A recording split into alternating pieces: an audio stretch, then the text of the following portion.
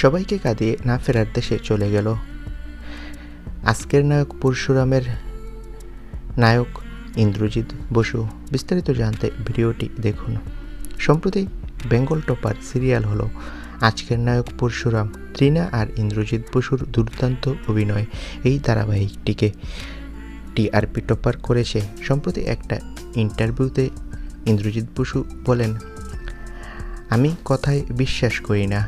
কাজ পাওয়ার পর অধিকাংশ মানুষই যে এফোর্টটা দেন পাওয়ার পর সেটা দেন না। এটা শুধু অভিনেতার ক্ষেত্রে নয়, সকলের জন্য প্রযোজ্য, কারণ আমাদের কাজটা পুরোটাই টিমওয়ার্ক।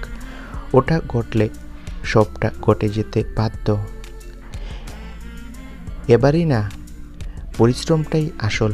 অভিনেতা বলেন, স্নেহাশিস চক্রবর্তী যেভাবে মাইলস্টোন রিচ করছেন, ওর প্রস্তাবিত যথেষ্ট কোনো কাজের করার জন্য। ওই মানুষটা একাধারে ক্রিয়েটিভ বা বিজনেস পারসন। কীভাবে যে এই কম্বিনেশন সম্ভব আমার ভাবতে অবাক লাগে। ওর থেকে অনেক কিছু শিখতে চাই।